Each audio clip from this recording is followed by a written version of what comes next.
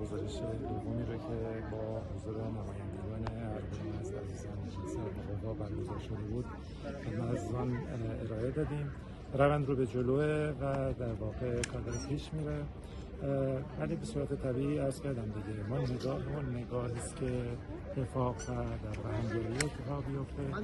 از تصمیم‌های هیجانی هم پرهیز می‌کنیم، سعی می‌کنیم تصمیم‌های گرفته‌اش تصمیم‌های پایداری باشه که عملاً برگشتش در واقع وجود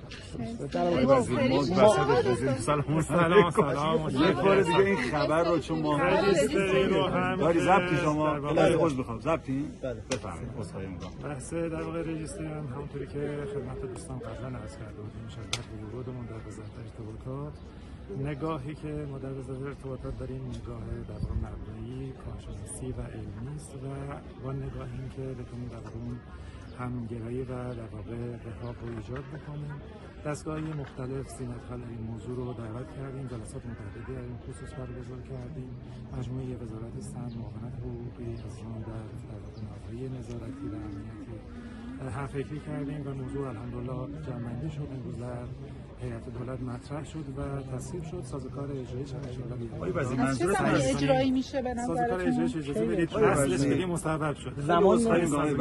منظورتون از سازوکار اجرایی دقیقاً یعنی چی؟ یعنی مثلا فرض کنید که اگر که کسی گوشی داره که توی شبکه رجیستر نمیشه و امکان استفاده ازش نیست، به کجا مراجعه بکنه، در واقع چه فرآیندی بایستی بشه و مثلا چه زمانی برای تا این فعال بشه در شبکه واقع بشه. شما همه مدل ها می‌کنین؟ کلا ما مجوزی که گرفتیم از هیئت وزیران و مستقلی که داریم به شامل همه در واقع نظارت بر قیمت‌های آیفون خواهیم داشت. به صورت طبیعی بحث نظارت در قیمت‌ها یکی از موضوعاتی است که در واقع در حکومت اتفاق میفته، اما اون چیزی که الان در هیئت وزیران مصوب شد و با توجه به گزارش آسیب شناسی وضعیت موجود که ارائه شد، از می‌کنم گزارش برآمده از یک نگاه همفکری کارشناسی و در واقع تحلیلی بود که اتفاق افتاد.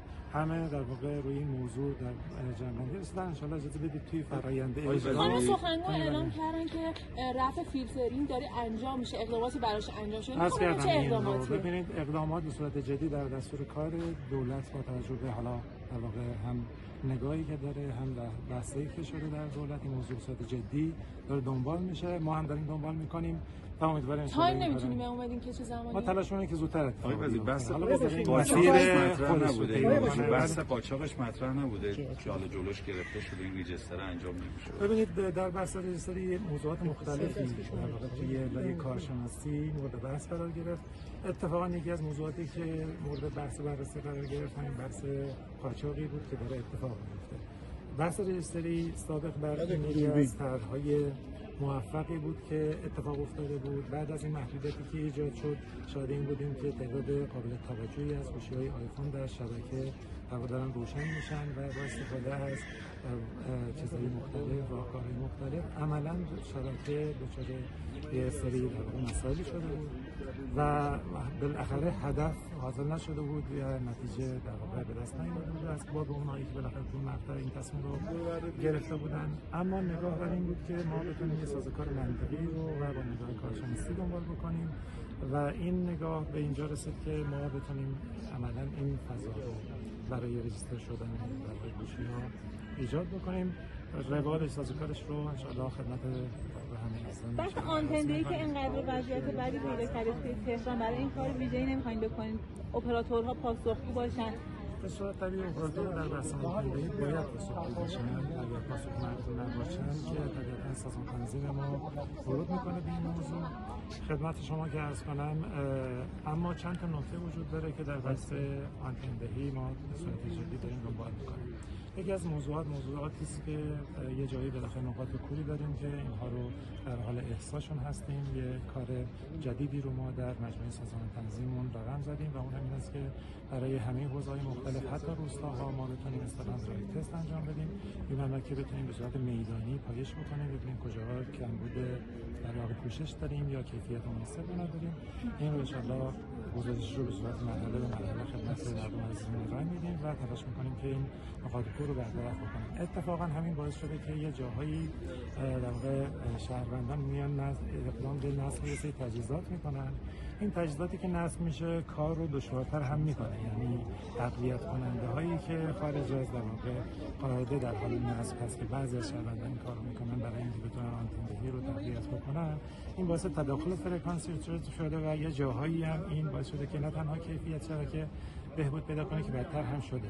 اینها هم با در واقع اون کوششی که در حال انجامش هستیم انجام خواهیم داد. اقدام بعدی بحث توسعه شبکه فیبر نوری است که امیدواریم که با استفاده از توسعه شبکه ثابت ما بتونیم یه مقداری از بار موجود روی شبکه موبایل رو تخلیه بکنیم. اینم به کیفیت کمک خواهد کرد. بودجه 1404 رو چطور می‌بینید؟ تو حوزه خودتون چقدر رشد داشته؟ ببینید ما در بحث در واقع بودجه یک نکته‌ای که وجود داره این است که معمولاً ما از منابعی که در خود در واقع مجموعه خانواده ارتباطات وجود داره استفاده می‌کنیم.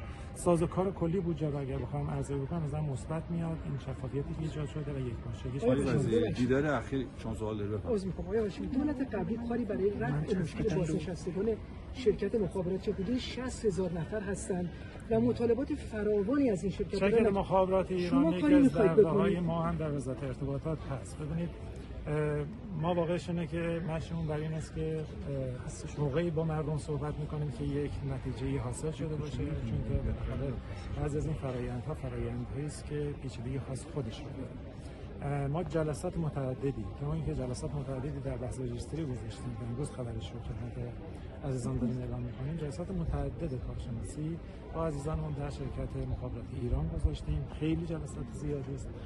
تلاشمون برای این است که بتوانیم به یک توافقی برسیم و انشالله مسائل مرتبط با کارکنان مخابرات ایران خانواده ارتباطات می‌دونیم. جزئیات چه چیزی بدید ببینیم چون این بحث مذاکره و گفتگو اجرا می‌کنیم.